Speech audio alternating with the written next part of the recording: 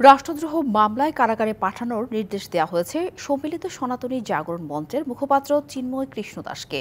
সোমবার বিকেলে রাজধানীর শাহজালাল আন্তর্জাতিক বিমানবন্দর থেকে আটক করা হয় তাকে।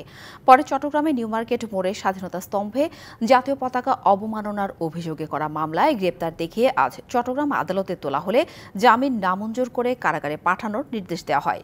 এ সময় আদালত প্রাঙ্গণে বিক্ষোভ করেছেন চিন্ময়ের অনুসারীরা। ঘটনার প্রেক্ষাপটে আগামীকাল পুনঃশুনানির সিদ্ধান্ত নিয়েছে আদালত।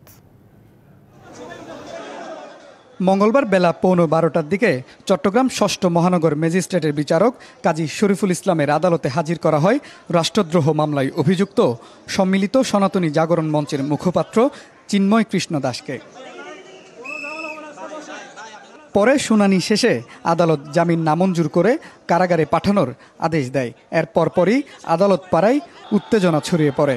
এ সময় প্রিজন ভ্যান আটকে চিন্ময় কৃষ্ণ দাসের মুক্তি চেয়ে হাজারো ভক্ত স্লোগান দিতে থাকে।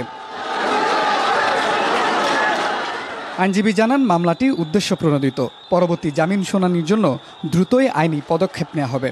আমরা আমাদের আইনগত শুনানিতে বলেছি যে এই মামলাটা আসলে আইনগত ত্রুটির কারণে এই মামলাটা চলে না, এবং এই চিন্ময় প্রভু কোনো ধরনের রাষ্ট্রবিরোধী কাজের সাথে সম্পৃক্ত নয়, এবং ওনার পিসিপিআরে কোনো ধরনের এই ধরনের কোনো কর্মকাণ্ডের কোনো ইতিহাস নেই। আদালত সত্যদৃত বিবেচনায় আমাদের জামিনের দরখাস্তটা নামঞ্জুর করেছে।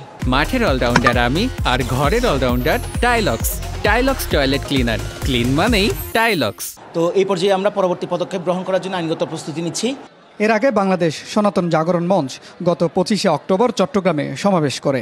সেই সমাবেশের পরই চট্টগ্রামের নিউ মার্কেট মোড়ে স্বাধীনতা স্তম্ভে জাতীয় পতাকা অবমাননার অভিযোগে চিন্ময় কৃষ্ণ দাসের বিরুদ্ধে জাতীয় পতাকা অবমাননার অভিযোগ এনে মামলা করেন বিএনপির বহিষ্কৃত নেতা ফিরোজ খান। পরে সোমবার বিকেলে ঢাকা থেকে চট্টগ্রাম যাওয়ার সময় শাহজালাল বিমানবন্দর থেকে চিন্ময় কৃষ্ণ দাসকে গ্রেপ্তার করে ডিবি পুলিশ। পরে তাকে চট্টগ্রাম মেট্রোপলিটন পুলিশের কাছে হস্তান্তর করা হয়। Mujibul Haque, DBC news, Chittagong.